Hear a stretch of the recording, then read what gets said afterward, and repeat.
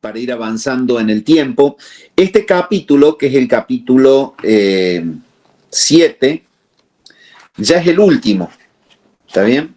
Entonces es un capítulo muy extenso porque tiene, digamos, bastantes puntos y son desarrollados de una manera bien amplia, entonces se ha hecho largo. Pero vamos a ir viéndolos por partes. Entonces vamos a avanzar hoy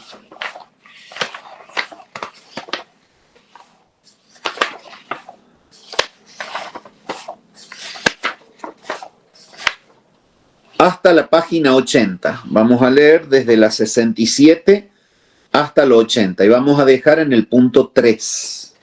Así que comenzamos. Vamos a orar y luego comenzamos. Padre soberano, adoramos tu nombre y queremos darte tantas gracias por este tiempo, Señor, en el que podemos unirnos virtualmente, pero estamos con una disposición, Señor, unánime de corazón para seguir aprendiendo sobre los distintivos bautistas, confesionales, y te queremos clamar, Señor, que este tiempo, a través de la lectura del libro y de los textos que surjan, sea un tiempo en donde podamos edificarnos. Señor, tener una claridad, un entendimiento más profundo de la eclesiología bautista. Y Señor, ayúdanos para que en tu gracia lo podamos aplicar y de esta manera en cada una de las iglesias, Señor, vivir de una manera ordenada como tu palabra lo establece en el Nuevo Testamento. Señor amado, te clamamos por los hermanos que se han podido unir para que tú les acompañes en su corazón. Y también te clamamos por los hermanos que por diversos motivos no puedan conectarse hoy. Señor, que en tu gracia tú los asistas y que ellos puedan estar contenidos en ti. Oramos al Padre en el nombre de Cristo. Amén. Bien, amados, vamos a empezar entonces. Busquen capítulo 7. Esto es en página 67.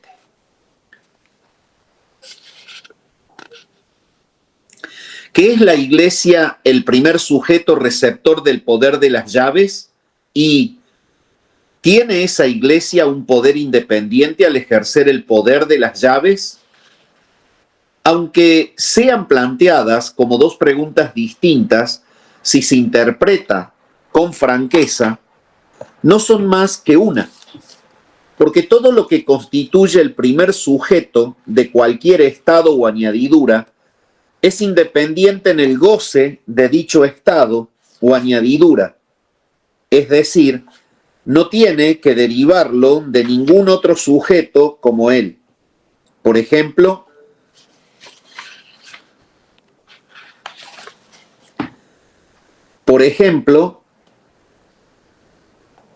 el fuego es el primer sujeto receptor del calor. Por tanto, no depende de ningún otro sujeto para el calor. Ahora bien, en el primer sujeto receptor de cualquier poder, concuerdan tres cosas. Primero, es el primero que recibe el poder de aquello de lo que es el primer sujeto y lo recibe recíprocamente. Dos, es el primero que añade y pone en marcha el ejercicio de este poder. Tres, es el primero que imparte ese poder a otros. Como vemos en el fuego, que es el primer sujeto receptor del calor, primero recibe el calor y lo recibe recíprocamente. Todo fuego es caliente y todo lo que es caliente es fuego, o tiene fuego en él. De nuevo, el fuego primero emite calor por sí mismo y también transmite primero el calor a cualquier otra cosa que esté caliente. Hablemos entonces del primer sujeto del poder eclesial, o del poder de las llaves. La esencia de esta doctrina puede ser concebida y declarada en unas pocas proposiciones. El poder eclesial es o bien supremo y soberano, o bien subordinado y ministerial. En cuanto al primero, consideremos esta proposición. el Señor Jesucristo, la cabeza de su iglesia, es el proton decticon, el primer sujeto receptor adecuado del poder soberano de las llaves. Él tiene la llave de David, el que abre y nadie cierra, y el que cierra y nadie abre. Apocalipsis capítulo 3, versículo 7, dice exactamente eso. La soberanía reposará sobre sus hombros, lo dice Isaías 9:6. Y él mismo declarará o declara precisamente esto a sus apóstoles como la base sobre la que él les concede el poder apostólico. Toda autoridad, dice él, me ha sido dada en el cielo y en la tierra. Mateo 28:18. Id pues, versículo 19. De ahí que, 1. Todo poder legislativo, el poder de hacer leyes en la iglesia, está en él y no puede ser derivado de él a ningún otro. Y ahora sí, vamos a leer las citas apuntadas. Santiago, capítulo 4, el versículo 12. Santiago, capítulo 4, versículo 12.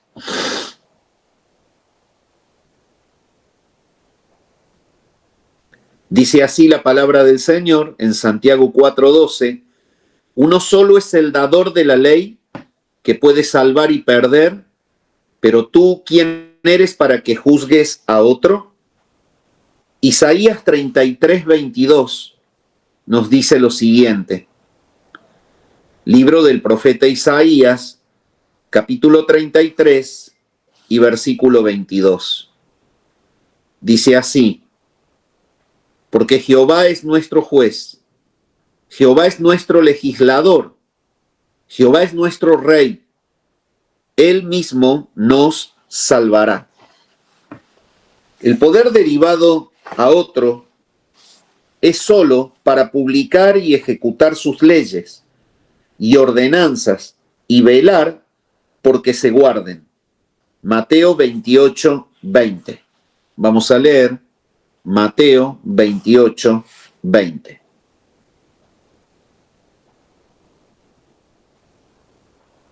Dice así la palabra del Señor en Mateo 28:20. Enseñándoles que guarden todas las cosas que os he mandado, y aquí yo estoy con vosotros todos los días hasta el fin del mundo. Amén. Sus leyes son perfectas. Salmos 19:7. Lo leemos, Salmos 19:7. Dice así la palabra del Señor en Salmos 19:7. La ley de Jehová es perfecta, que convierte el alma. Y hacen que el hombre de Dios sea perfecto para toda buena obra. Segunda Timoteo 3:17. Segunda Timoteo, capítulo 3 y versículo 17. Dice así la palabra del Señor, a fin de que el hombre de Dios sea perfecto, enteramente preparado para toda buena obra. Y no necesitan que se les agregue nada. 2. De su poder soberano procede que solo él puede erigir y ordenar una verdadera constitución eclesial. Hebreos capítulo 3, versículos 3 al 6. Hebreos capítulo 3, versículos 3 al 6. Porque de tanto mayor gloria que Moisés es estimado digno cuanto tiene mayor honra que la casa el que la hizo. Porque toda casa es hecha por alguno, pero el que hizo todas las cosas es Dios. Y Moisés a la verdad fue fiel en toda la casa de Dios, como siervo para testimonio de lo que se iba a decir. Pero Cristo como hijo sobre su casa, la cual casa somos nosotros, si retenemos firme hasta el fin la confianza y el gloriarnos en la esperanza. Él edifica su propia casa y establece el modelo de la misma, así como Dios le dio a David el modelo del templo de Salomón. Primera Crónicas 28:19. Primer libro de Crónicas 28:19. Dice así la palabra del Señor, Primera Crónicas 28:19, lo siguiente: todas estas cosas, dijo David, me fueron trazadas por la mano de Jehová, que me hizo entender todas las obras del diseño. Nadie tiene el poder de erigir otro modelo para la iglesia que no sea el que ese maestro constructor nos ha dejado en el Evangelio. En el Antiguo Testamento, la iglesia establecida por él era nacional. En el Nuevo es congregacional. Sin embargo, en algunos casos, él ordena que muchas congregaciones o sus mensajeros se reúnan en un sínodo. Y está Hechos capítulo 15, que ya lo consideramos cuando estudiamos sínodo. 3. Del mismo poder soberano procede que todos los oficios o ministerios en la iglesia son ordenados por él. Primera Corintios capítulo 12 y versículo 5. Vamos entonces a primera carta a los Corintios, capítulo 12, versículo 5. Y hay diversidad de ministerios, pero el Señor es el mismo. Incluso todos los miembros son puestos en el cuerpo por Él, junto con todo el poder, junto con todo el poder que pertenece a sus oficios y puestos, como sucede en el cuerpo natural, así sucede en la iglesia. Y vemos 1 Corintios 18. 1 Corintios 12, 18. Dice, mas ahora Dios ha colocado los miembros, cada uno de ellos, en el cuerpo como Él quiso. Cuarto, de este poder soberano procede igualmente que todos los dones para que los oficiales desempeñen cualquier oficio o para que los miembros desempeñen cualquier deber provienen de Él. 1 Corintios 12, 11. 1 Corintios 12, 11 dice lo siguiente: pero todas estas cosas las hace uno y el mismo Espíritu, repartiendo a cada uno en particular como Él quiere. Todos los tesoros de la sabiduría, el conocimiento, la gracia y la plenitud están en Él para ese fin. Vamos a leer entonces las citas apuntadas. Colosenses 2:3, carta de Pablo a los Colosenses capítulo 2, versículo 3. Dice así: en quien están escondidos todos los tesoros de la sabiduría y del conocimiento. Versículos 9 y 10 dice lo siguiente: porque en él habita corporalmente toda la plenitud de la deidad, y vosotros estáis completos en él, que es la cabeza de todo principado y potestad. Y en Juan 1:16 dice lo siguiente. Juan 1:16 dice lo siguiente: porque de su plenitud tomamos todos, y gracia sobre gracia.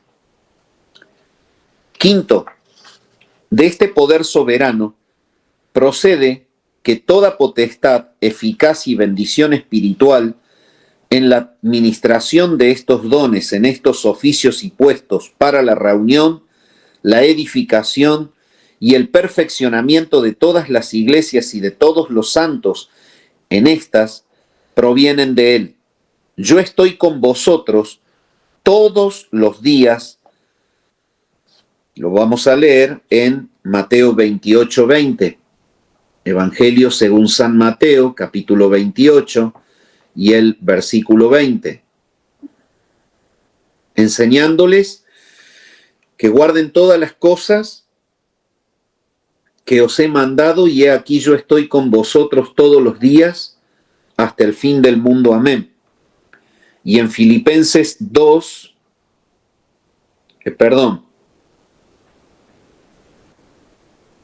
Colosenses 1:29, y 1 Corintios 15:9. Colosenses 1:29, dice así la palabra del Señor: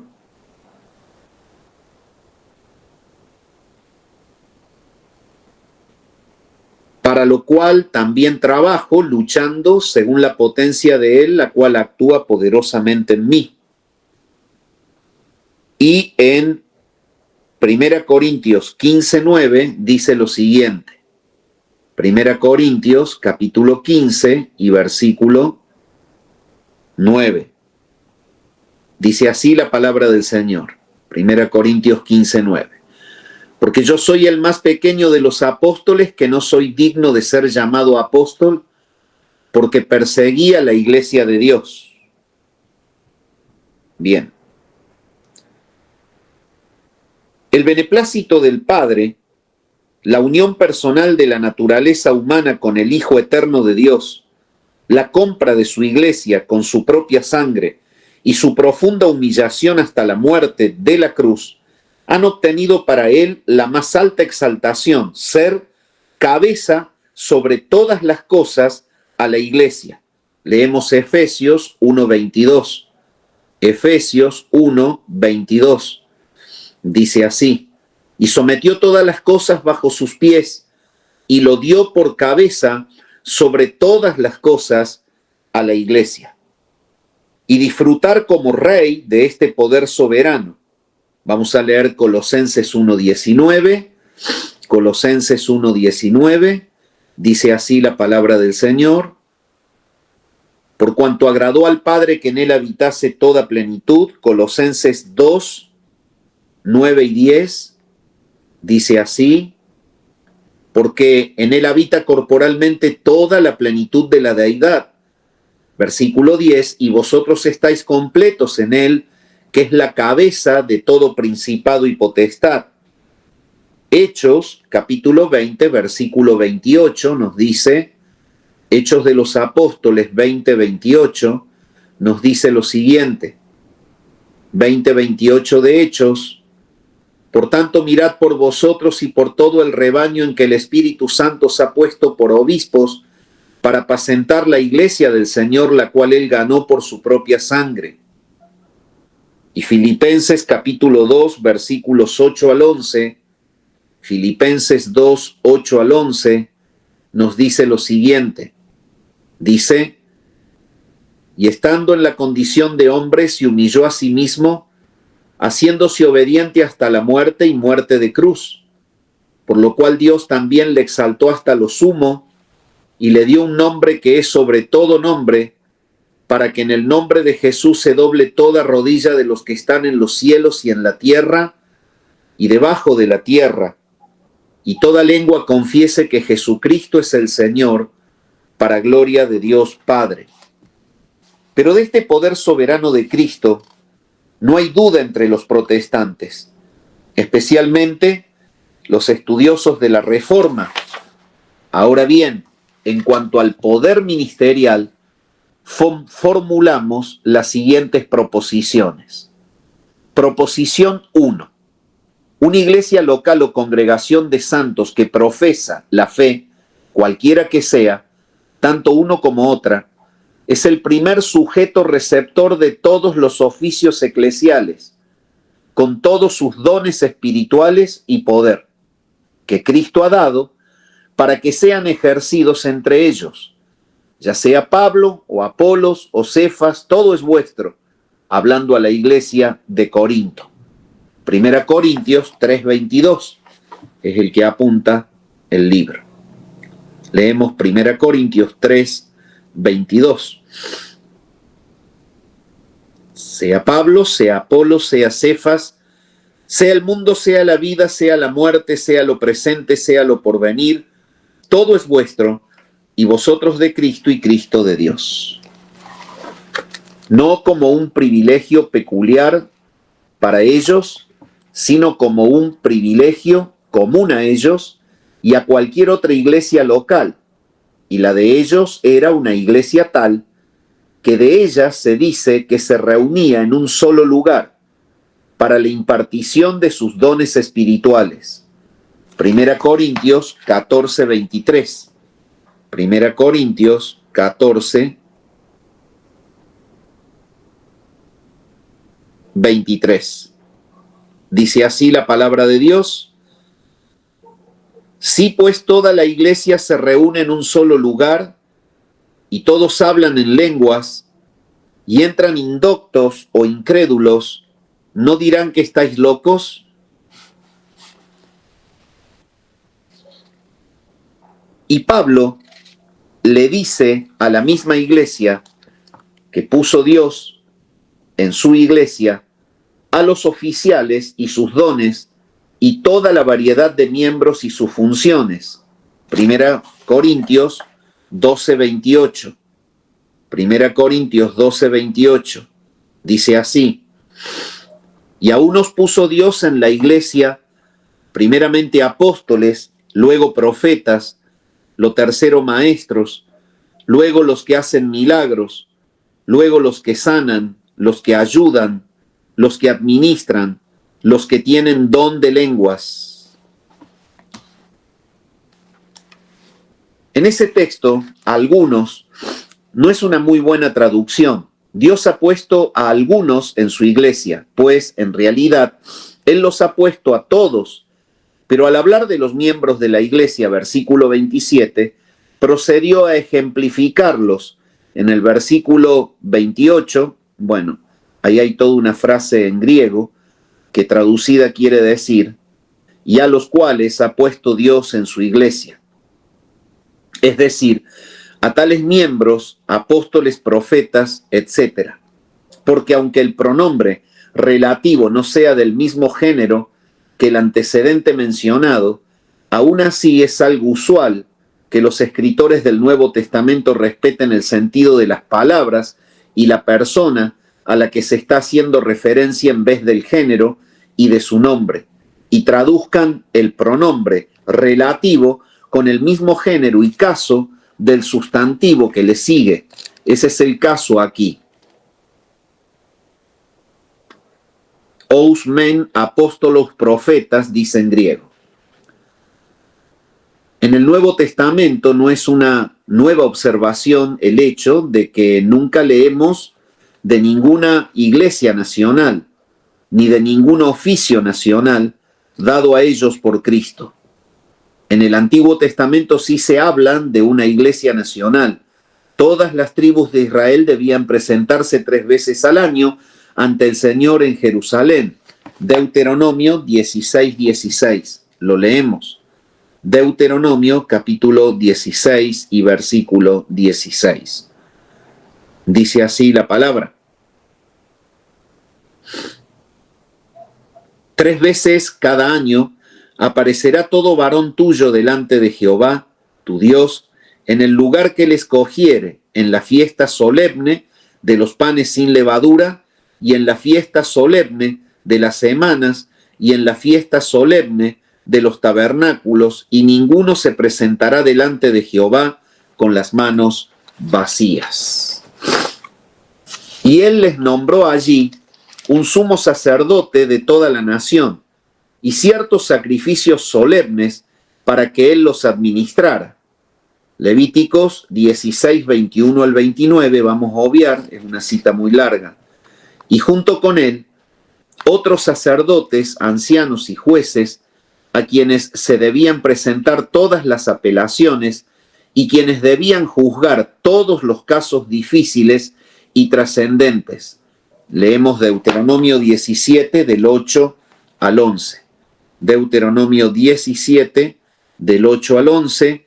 Cuando alguna cosa te fuere difícil en el juicio, entre una clase de homicidio y otra, entre una clase de derecho legal y otra, y entre una clase de herida y otra, en negocios de litigio en tus ciudades, entonces te levantarás y recurrirás al lugar que Jehová tu Dios escogiere, y vendrás a los sacerdotes levitas y al juez que hubiere en aquellos días, y preguntarás, y ellos te enseñarán la sentencia del juicio. Y harás según la sentencia que te indiquen los del lugar que Jehová escogiere, y cuidarás de hacer según todo lo que te manifiesten, según la ley que te enseñen y según el juicio que te digan, harás. No te apartarás ni a diestra ni a siniestra de la sentencia que te declare. Sin embargo, no leemos de una iglesia nacional o sumo sacerdote o tribunal semejante en el Nuevo Testamento, y aún así estamos dispuestos a conceder que las iglesias locales, las cuales tienen igual poder, pueden, en algunos casos designados por Cristo, reunirse ellas mismas o por medio de sus mensajeros en un sínodo, y pueden realizar diversos actos de poder allí, como se ha demostrado anteriormente. Pero los oficiales mismos y todos los hermanos miembros del sínodo, incluso los sínodos mismos y todo el poder que ejercen, son todos ellos dados primariamente a cada una de las iglesias de congregaciones locales, ya sea como el primer sujeto receptor en quienes residen o como el primer objeto con el que están familiarizados, y por cuya causa se reúnen y son usados. Proposición 2. Los apóstoles de Cristo fueron el primer sujeto receptor del poder apostólico. El poder apostólico se basaba principalmente en dos cosas. Primero, cada apóstol tenía en sí mismo todo el poder ministerial de todos los oficiales de la iglesia. En virtud de su oficio, ellos podían exhortar como pastores, 1 Timoteo 2:1, enseñar como maestros, 1 Timoteo 2:7, gobernar como gobernantes, 2 Timoteo 4:1, recibir y distribuir las ofrendas de la iglesia como diáconos, Hechos 4:35. Cualquier apóstol o evangelista llevaba consigo incluso la libertad y el poder de toda la iglesia, por lo tanto, podía bautizar, incluso disciplinar a un transgresor también, como si tuviera la presencia y el asentimiento de toda la iglesia. Porque sabemos que Felipe bautizó al eunuco sin la presencia de ninguna iglesia, Hechos 8:38, y que Pablo mismo excomulgó a Alejandro, 1 Timoteo 1:20, y no se menciona que él necesitó el consentimiento de alguna iglesia o presbiterio en ello. Es cierto que cuando pudo tener el consentimiento y la concurrencia de la iglesia y el presbiterio en el ejercicio de cualquier acto de poder eclesial, contó con ello, con agrado, y se unió a ello, como en la ordenación de Timoteo, 2 Timoteo 1:6, con 1 Timoteo capítulo 4, versículo 14. Vamos a leer 2 Timoteo 1:6, la ordenación de Timoteo.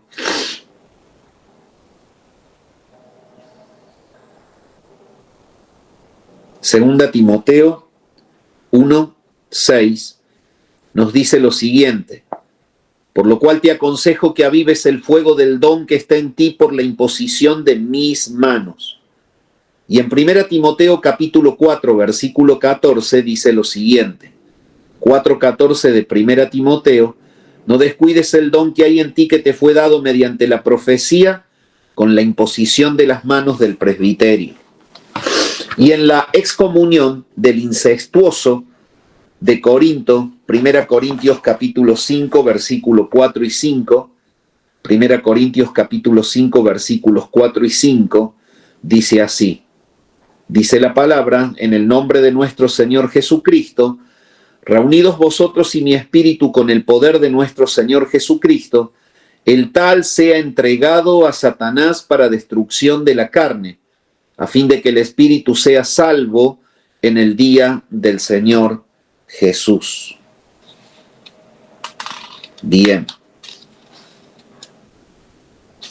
No obstante, cuando tanto él como la persona que debía ser bautizada, ordenada o excomulgada, estaban ausentes y distantes de todas las iglesias, los apóstoles podían proceder a ejercer su poder en la administración de cualquier acto eclesial sin ellos. La amplitud y plenitud del poder que recibieron directamente de Cristo hacía que pudieran llevarlo a cabo. Como el Padre me ha enviado, dice Cristo, con amplitud y plenitud de poder soberano, así también yo os envío, con igual amplitud y plenitud de poder ministerial. Juan 20, 21. Evangelio de Juan, puede buscar usted, si es tan amable, 20, 21. Dice así la palabra del Señor, 20, 21 de Juan. Entonces Jesús les dijo otra vez, paz a vosotros, como me envió el Padre, así también yo os envío. 2. El poder apostólico se extiende a todas las iglesias, tanto como a una sola. Mas por toda la tierra salió su voz. Comparar Salmo 19.4 con Romanos 10. Salmos 19.4 dice lo siguiente.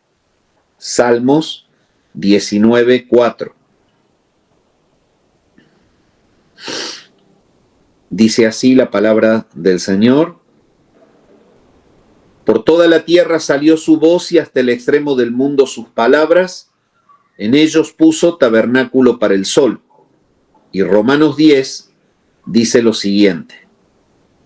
Romanos, capítulo 10, dice lo siguiente. Hermanos, ciertamente el anhelo de mi corazón y mi oración a Dios por Israel es para salvación, porque yo les doy testimonio de que tienen celo de Dios, pero no conforme a ciencia.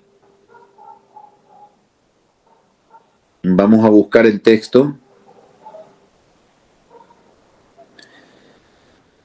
Versículo 12. Porque no hay diferencia entre judío y griego, pues el mismo que es Señor de todos es rico para con todos los que le invocan. Porque todo aquel que invocar el nombre del Señor será salvo. ¿Cómo pues invocarán a aquel en el cual no han creído? ¿Y cómo creerán en aquel de quien no han oído? ¿Y cómo irán sin haber quien les predique? Versículo 15. ¿Y cómo predicarán si no fueren enviados? Como está escrito, cuán hermosos son los pies de los que anuncian la paz, de los que anuncian buenas nuevas. Mas no todos obedecieron al Evangelio, pues Isaías dice, Señor, ¿quién ha creído a nuestro anuncio? Así que la fe es por el oír y el oír por la palabra de Dios, pero digo, ¿no han oído? Antes bien por toda la tierra ha salido la voz de ellos, y hasta los fines de la tierra sus palabras. También digo, ¿no ha conocido esto Israel?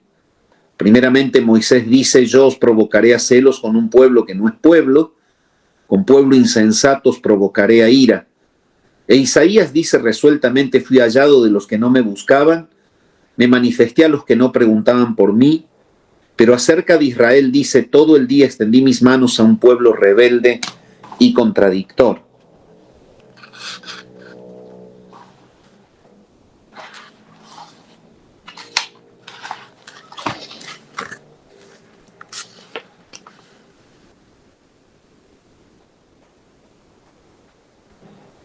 Bien. Y así como recibieron la comisión de predicar y bautizar en todo el mundo, Mateo 28, 19, que dice, id, por tanto id y haced discípulos a todas las naciones, bautizándolos en el nombre del Padre, del Hijo y del Espíritu Santo, enseñándoles que guardan y hagan todas las cosas que yo les he mandado. También recibieron el encargo de apacentar el rebaño de las ovejas y corderos de Cristo, lo cual implica todos los actos de gobierno pastoral sobre todas las ovejas y corderos de Cristo. Véase Juan 21, 15 al 17. Evangelio de Juan, capítulo 21, versículos 15 al 17, que dice así la palabra, dice, Cuando hubieron comido, Jesús dijo a Simón Pedro: Simón, hijo de Jonás, ¿me amas más que estos? Le respondió: sí, Señor, tú sabes que te amo. Él le dijo: apacienta mis corderos. Volvió a decirle la segunda vez: Simón, hijo de Jonás, ¿me amas? Pedro le respondió: sí, Señor, tú sabes que te amo. Le dijo: pastorea mis ovejas. Le dijo la tercera vez: Simón, hijo de Jonás, ¿me amas? Pedro se entristeció de que le dijese la tercera vez: ¿me amas?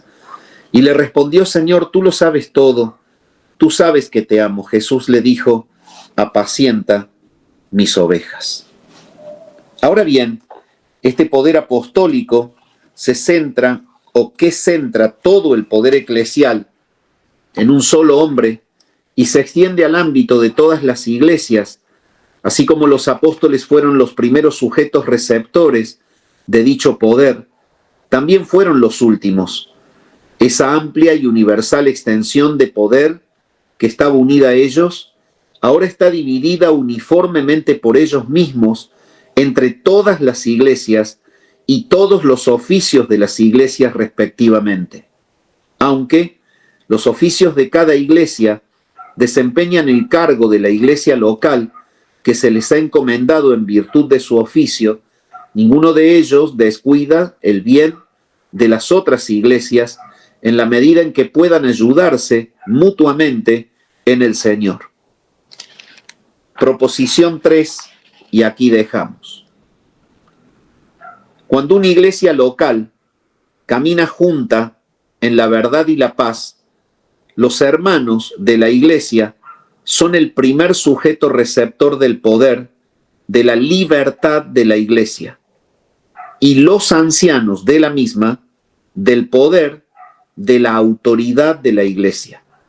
Y ambos juntos son el primer sujeto receptor de todo poder eclesial, que debe ejercerse en su interior, ya sea en la elección y ordenación de oficiales o en la disciplina de transgresores en su propio cuerpo.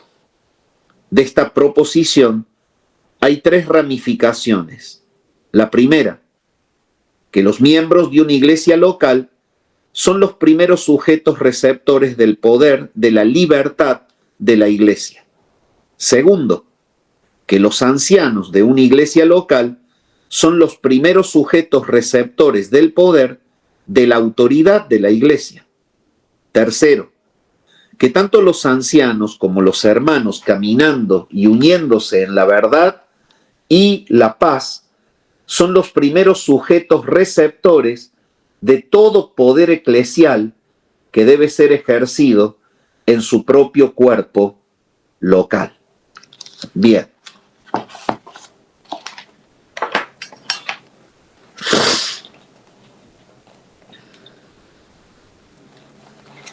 Son las 9:15, podríamos extendernos hasta las 9:40, que sería una hora más o menos del tiempo en el que arrancamos.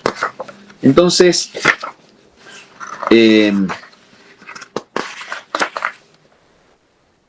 creo que podemos hacer una especie como de repaso de lo que acabamos de ver. Bueno, en primer lugar, esta parte del capítulo 7 está explicando justamente que en el diseño divino de otorgar llaves de autoridad y de poder a la iglesia en la tierra, el diseño divino en la eternidad es que Cristo sea cabeza de la iglesia. Evidentemente esto fue determinado por Dios dentro de un plan soberano de redención que diseñó Él. Y obviamente en ese consejo de las personas de la Trinidad, que es el pacto justamente de redención eterna que se hace, Cristo recibe por parte del Padre el encargo de toda una labor que luego, como siervo fiel, Él la ejecuta cuando se encarna de una manera perfecta.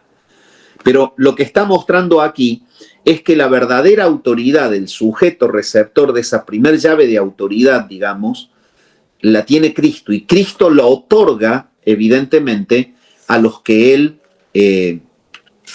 pone como ministros en su iglesia.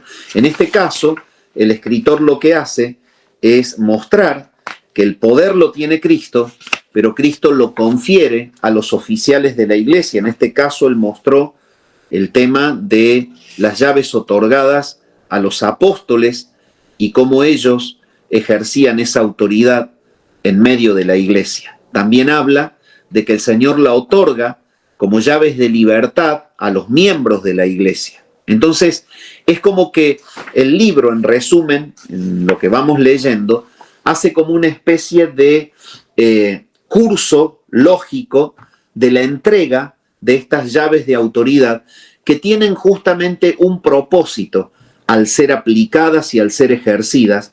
No es otra cosa más que mantener una función ordenada en la iglesia local para glorificar a Dios en primer lugar, proveer crecimiento entre los hermanos en segundo lugar y favorecer la extensión del evangelio en el mundo en tercer lugar.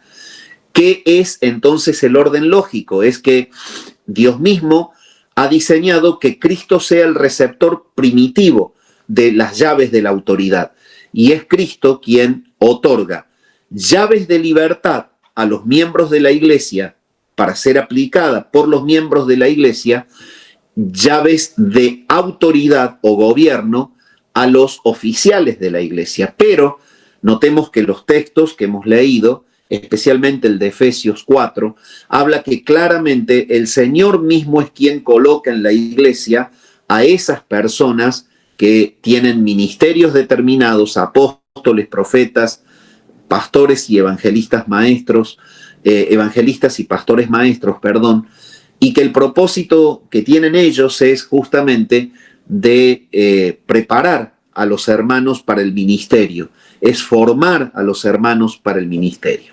Bueno, el otorgamiento entonces, según Cotton, de esta autoridad es Cristo como el primer receptor y Cristo mismo cediendo esas llaves de autoridad de manera distinta a diferentes partes de la misma iglesia.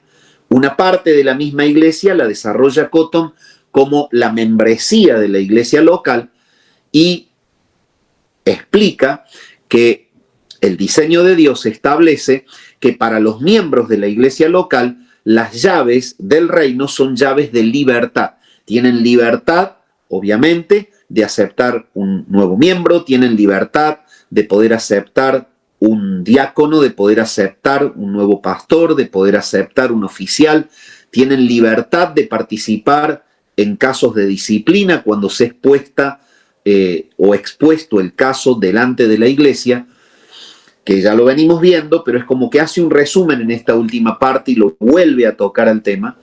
Y el otro otorgamiento que Cristo el Señor como cabeza de la iglesia hace a otra parte de la iglesia, que es todo diseño divino, es a los oficiales de la iglesia, es decir, al cuerpo pastoral. Y esos oficiales de la iglesia tienen autoridad conferida por medio de Cristo.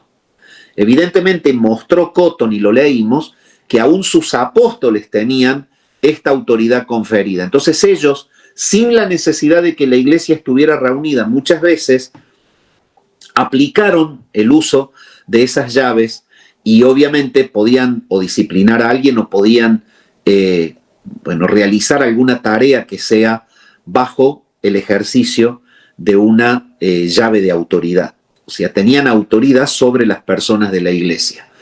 Evidentemente eso se traslada y en el capítulo que leímos vimos que la llave de autoridad entregada a los apóstoles es cedida luego a los ancianos de las iglesias y entonces muestra Cotton que esas llaves de autoridad pueden ser ejercidas en distintos casos sin la necesidad de que esté la iglesia aprobando lo que se hace. Mientras que, de manera conjunta, si en otras situaciones la iglesia está presente, perfecto, se va a hacer de manera conjunta. La iglesia usando la libertad de opinar, los ancianos usando la autoridad de decidir. Y entonces es como que Cotton vincula, digamos, estas dos llaves ejercitadas de una manera muy clara que hacen al desarrollo y a la función eclesial de la iglesia de manera ordenada y de esta forma es como Dios planificó que se resuelva todo asunto. Entonces, este es el resumen del orden lógico que muestra Cotton.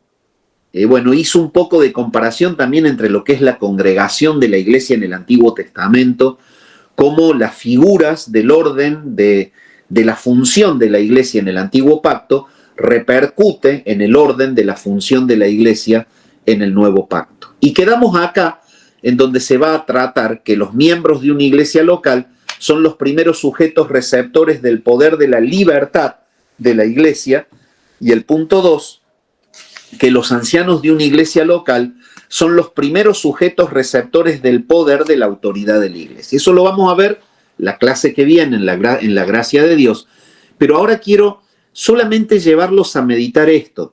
Cuando estamos estudiando este tema, es un tema realmente escalofriante porque habla de un diseño celestial que se aplica en la tierra. Entonces, en la iglesia, hermanos, se mueven poderes, poderes que son de Dios. De hecho, Cristo es cabeza de la iglesia y Cristo es el que confiere ese poder gobernador a los oficiales y de libertad de participación a los miembros. Pero a la larga, en el conjunto de los miembros con su cabeza de gobierno humana, que son los ancianos, hay conferido poder de Cristo. ¿Está claro? Hay conferido poder de Cristo.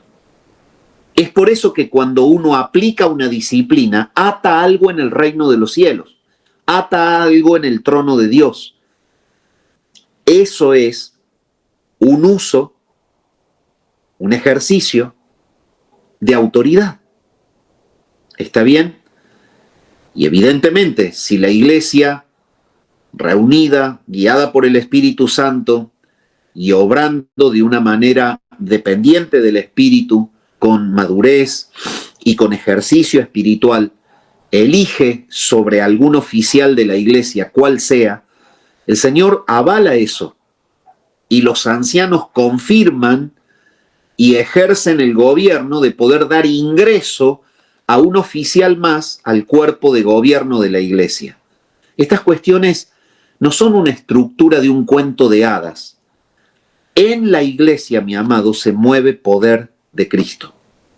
Es por eso que es tan serio cuando un cuerpo pastoral ata una disciplina por resolución sobre personas que, por ejemplo, dividen la iglesia. Cuando hay personas que dividen la iglesia, se cierra el proceso delante del trono de Dios, entrando a la presencia de Dios y atando una disciplina sobre personas que atacaron el cuerpo de Cristo. Y de esa manera se deja el escenario claro para que Dios posteriormente emita sus juicios. Evidentemente, el Dios eterno ha diseñado esto de esta manera porque es la forma en la que la iglesia puede avanzar de una manera sana y protegida por la provisión y la protección de Dios mientras cruza la tierra, este valle de sombra, de lágrimas, que un día terminará. Pero mientras estemos aquí, debemos entender que tanto la libertad de los miembros para opinar, como la libertad y el poder de los ancianos para definir o decidir, es un diseño divino que en realidad aplica a la tierra y sobre la vida de las personas, de gentes como vos y yo, la autoridad de Cristo. Y es eso lo que quiero que quede recalcado. Oro para terminar y abrimos el panel de las preguntas y respuestas. Padre, gracias por tu palabra, la que hemos leído, contenida dentro de este libro. Gracias por el hermano John Cotton, que ha explicado de una manera magistral el desarrollo de este tema, de las llaves, como una autoridad conferida. Y Señor, gracias por este tiempo en el que hemos podido llegar a ver cómo Cristo es quien otorga llaves de autoridad a los miembros y a los oficiales de toda iglesia, y cómo es que funcionan juntos los miembros con los oficiales bajo la autoridad conferida de Cristo para que la iglesia funcione de una manera sana y ordenada en la tierra. Te queremos clamar, Señor, tu bendición por la vida de cada iglesia local, y ahora también, Señor, te queremos clamar que tú, Señor, estés iluminándonos en este tiempo de preguntas y de respuesta. Oramos al Padre en el nombre de Cristo. Amén. Bien. Y estamos en el tiempo de preguntas y de respuestas. Sepan que es un buen tiempo para sacarse dudas y que estamos leyendo una porción que se aplica en todas las iglesias, ¿no? Tanto en la de Saldán como en la iglesia de Villa Mercedes, de Mendoza, y en todas las iglesias de Cristo en el mundo, ¿no? Bueno. Hola, Nani, Sari. Saludos. Hola. Hola. Hola.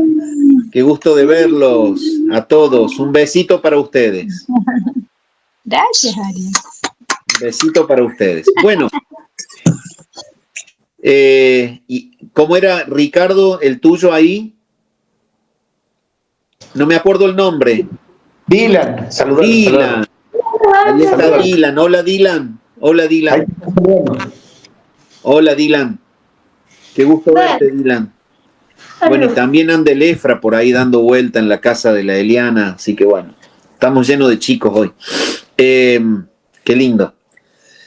Hermanos, si hay dudas, las pueden preguntar ahora con respecto a lo que hemos leído en el texto, ¿sí?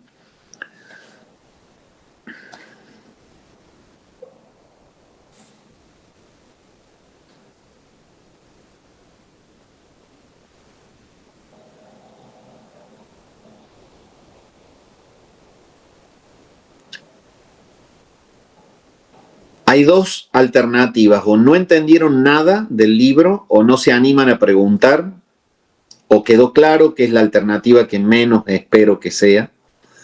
Pero bueno. Están como asustados ahí. Estamos aprendiendo, Ariel. Todo. Bueno, me alegra. Yo también. Sí, pero creo que mamá... Es simple. El desafío es aprender cada día, de verdad. Me enseña mucho, mucho este libro. Nos va aclarando muchas cosas. Sí.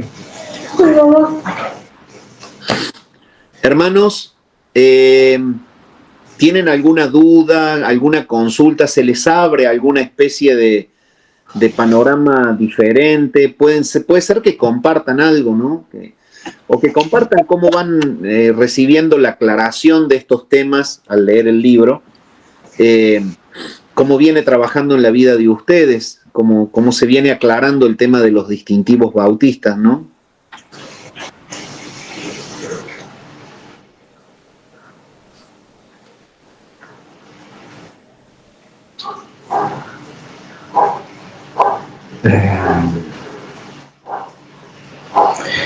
En lo personal, con respecto al punto de hoy, porque es que he estado descolgado de estudios anteriores, Sí.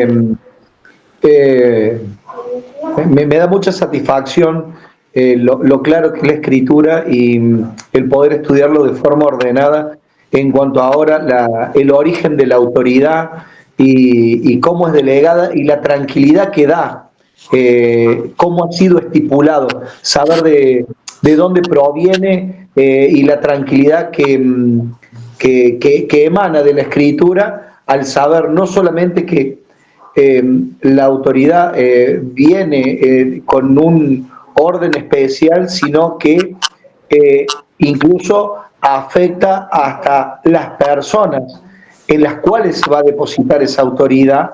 Es para mí muy, muy tranquilizador, me llena de mucha paz el haberlo considerado.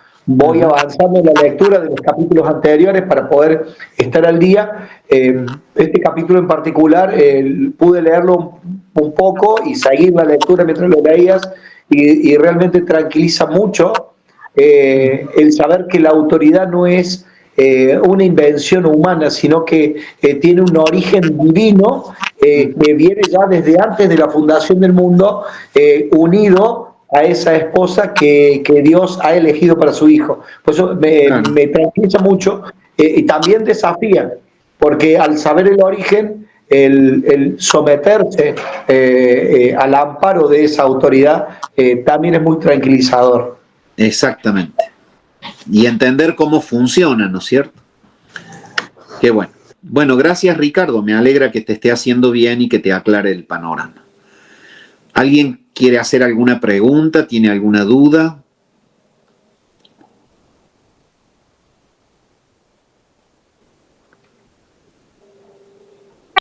Ariel, ¿Sí? ¿Quién habla? Vanina. Vanina. Quiero hacer una pregunta, Ariel. Yo no he Sí. escuchado tampoco los audios anteriores, he estado un poco atrasada con ello, pero no sé si se habló de ese tema o no, pero quería preguntarlo. Cuando una persona es excomulgada de la iglesia, ¿no? Sí. Se ha cerrado, digamos, el caso, en cierta manera se lo ha dejado Sí. librado a Satanás, como dice Sí. la palabra. Sí. ¿Cómo es que se puede ver si esa persona después al cabo del tiempo se arrepintió o no? ¿Se puede retomar esa persona después con el tiempo que vuelva a la iglesia y todas esas cuestiones? Y yo creo que la persona, una vez que es trabajada por la disciplina, si realmente hay en su corazón un verdadero arrepentimiento, va a buscar el contacto.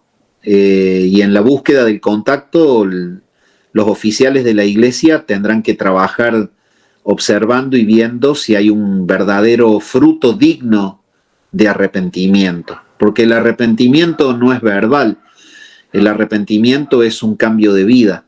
Si el arrepentimiento no es un cambio de conducta y de actitud, evidentemente la disciplina, la excomunión y todo el trabajo de tristeza que el Espíritu Santo va a hacer en esa persona todavía no ha surtido su efecto. Entonces, cuando el Espíritu Santo está trabajando en una persona con angustia, con tristeza, porque está sintiendo el peso del aislamiento del cuerpo de la iglesia, y se ve fuera de la iglesia como una medida disciplinaria, bueno, todo eso lo usa Dios para trabajar en el corazón de esa X persona, y esa persona, si realmente ha sido trabajada por el Espíritu de Dios, va a intentar buscar el amparo de la iglesia nuevamente. Por eso la persona que fue expulsada, por ejemplo, en 1 Corintios 5, es restituida en 2 Corintios 1. Entonces, el apóstol Pablo claramente dice, déjenlo entrar para que no sea traspasado de demasiada tristeza. Es decir, fue suficiente el tiempo del dolor en esa persona, digamos, de un pecado grosero como fue el que cometió, a tal punto que el apóstol lo tildó de perverso y dio la orden de que sea echado de en medio de ellos, pero después da la orden de que se lo incorpore, porque evidentemente hay una evidencia. La evidencia la habrán tenido por comentarios, por que este hombre se acercó partido por el dolor y habrá hablado con hermanos y le habrá dicho que realmente está arrepentido y que su vida ya es otra, y bueno, eso habrá llegado a los oídos de Pablo. No dice eso la Escritura, pero tiene que ser un mecanismo así, normal, social.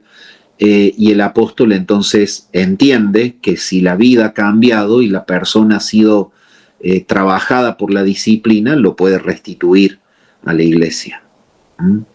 Eso es lo que vemos en la Biblia. Espero te aclare.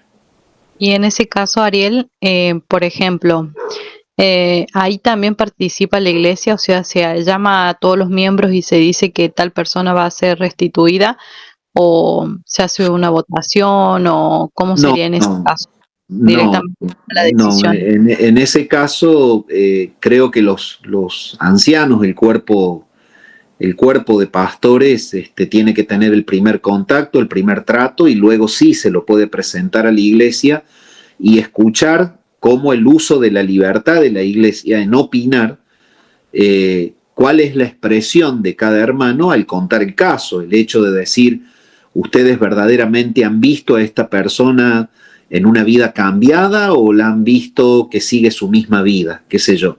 Suponte que es una mujer que ha caído, qué sé yo, en pecado y, bueno, y se cuestiona el hecho de que ella quiere volver a la comunión o volver, digamos, a ser parte de la iglesia.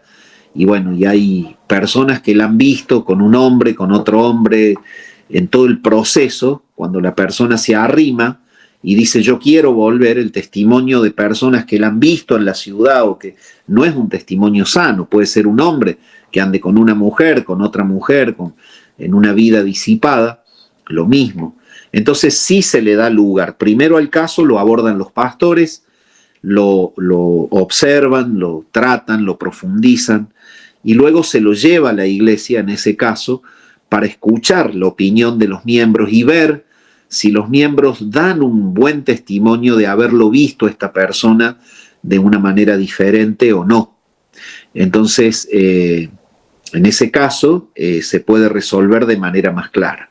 Si en el caso las personas no han visto el proceder de esta persona, sea hombre o sea mujer, que ha sido expulsada de la iglesia, si en el caso no se ha seguido, no se ha visto de qué manera procede la persona, si realmente está cambiada o no en su conducta, y bueno, se tendrá que tomar una determinación si se corre el riesgo de dejarlo entrar, tener como una especie de cuidado de todos los miembros entre sí para estar observando de manera cercana cuál es la conducta y cuál es el proceder de la persona en esta supuesta nueva etapa de su vida.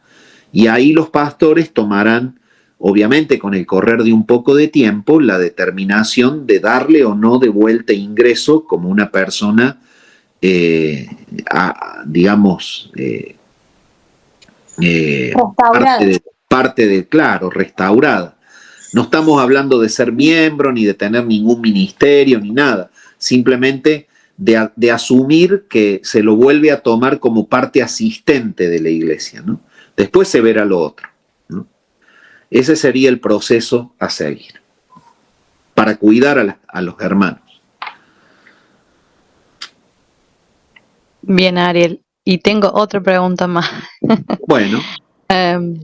Por ejemplo, ¿y qué si el hecho, o sea, la persona que está cometiendo un pecado en particular Sí, y no sí, vemos arrepentimiento, es sí, un pastor, por ejemplo? sí. El único que tenemos acá en Villa Mercedes, hay un pastor acá en Villa Mercedes y está cometiendo ese hecho y la iglesia lo está viendo. ¿Cómo se aborda el hecho ahí, en ese caso? Bueno, si es un pastor, evidentemente el cuerpo pastoral tiene que asumir ahí responsabilidad. Si es un pastor el que se le puede constatar un pecado comprobable, el cuerpo pastoral tiene que llamarlo al arrepentimiento en primer lugar. El primer punto va a tener que ser desde el cuerpo pastoral. Si el pecado es comprobable. De hecho, hay que tener mucho cuidado cuando hay acusaciones para con una persona que está en el ministerio. Con 2 o 3 testigos, dice la palabra. Dice la palabra que tiene que haber 2 o 3 testigos, pero que sean testigos válidos, que lo han visto realmente pecar. Y eso la palabra lo dice porque, bueno, normalmente el que está en autoridad es atacado. Por eso es que el apóstol da esa, digamos, esa regla. Porque normalmente el que está en autoridad, el que al Señor le confiere, digamos, un don de gobierno, es una persona que está expuesta siempre al ataque de la gente. Siempre la autoridad es resistida. Y la manera humana de la resistencia a la autoridad siempre es la murmuración y la queja. Entonces, la manera en la que se puede evitar, digamos, la vía fácil de inventar cosas es que haya testigos reales que constaten ese pecado. Y en el caso de que haya una constatación real del pecado con testigos reales, los otros pastores van a llamar al arrepentimiento al pastor en cuestión. Evidentemente, si el pastor en cuestión se pone en duro con casos comprobables, por ejemplo, un caso disciplinable sería que vean a un pastor X en una esquina cargando en el auto y besuqueándose con una mujer que saben que no es la mujer de él.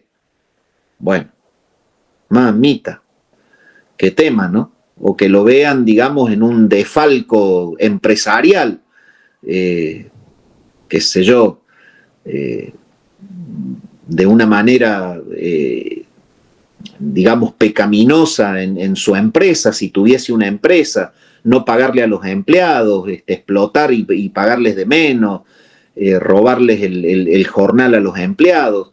Para casos de pastores que son bivocacionales y tienen una empresa, puede llegar a pasar algo así. Bueno, en ese caso hay testigos, qué sé yo, ¿quiénes son los testigos? Y uno que trae el recibo de sueldo y me dice, mira, me está dando la cuarta parte de lo que me corresponde, y bueno, y si hay una acusación de explotación, el cuerpo pastoral tendrá que preguntarle, pero ¿por qué estás explotando a la gente? Suponete. O si se lo vio a ese pastor con otra mujer, llamarlo, mirá, se te vio, aquí está la foto, aquí está esto, se te vio en tal esquina con esa mujer, esa no es tu mujer, eso es un pecado, vos estás siendo infiel a tu esposa. Y bueno, tristemente hay que llamar, digamos, con el dolor que eso provocaría, ¿no?, a un pastor al arrepentimiento. Y si el pastor se pone en duro, que puede darse, porque el corazón muchas veces reacciona de una manera endurecida cuando es descubierta. Y bueno, puede que tarde un tiempo, pero si el hermano es sensible y se arrepiente, normalmente la persona que tiene un ejercicio de autoexamen permanente, sea pastor o no pastor, o la persona que tiene un ejercicio de autoexamen permanente y que es maduro en la lucha de la mortificación contra sus propios pecados, que sabe que los tiene, pero los está peleando, normalmente el proceso es corto, porque ese es un corazón sensible que en tanto y en cuanto es descubierto, ahí nomás pide perdón. Ahí nomás pide perdón.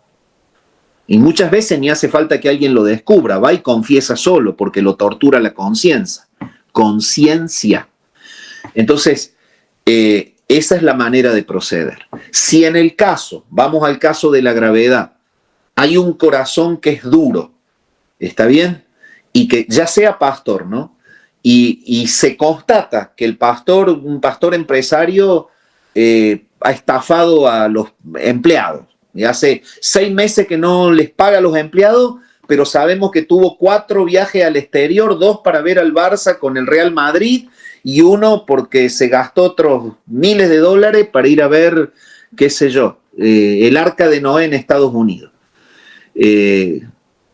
Entonces, claro, hay una cosa comprobable, no le paga a la gente, pero anda de viaje en viaje dándose la Dolce Vita. Bueno, esa persona tiene que ser confrontada y tiene que ser llamada al arrepentimiento. Y el arrepentimiento no es que diga, ay, me arrepiento. El arrepentimiento es que agarre un paquete de plata así en una buena maleta, llame a su empleado y le dé todo lo que le robó. Esa es la forma. Y si no se arrepiente, hay que presentarlo a la iglesia. Y si no se arrepiente, pierde el pastorado, obviamente. Pero cuando el pecado es comprobable. No sé si me hago entender, Vanina. Claro, sí, Ariel. Perfectamente. Muchísimas gracias. De nada, mi hermana.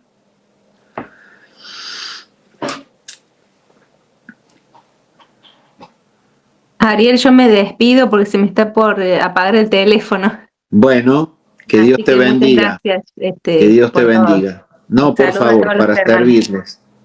Bendiciones allá, saludos a tu casa. ¿Algún hermano tiene alguna duda?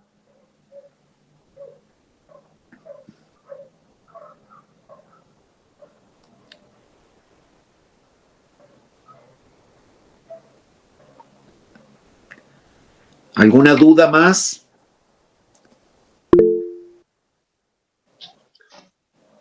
Por acá ninguna, Ariel. Muchas gracias por todo. Por favor, para servirles. Me alegra. Bueno, entonces nos despedimos. Que el Señor les fortalezca, les bendiga. Nos encontraremos, si Dios quiere, virtualmente el lunes en el estudio de Juan. Un cariño grande para todos. El Señor les bendiga.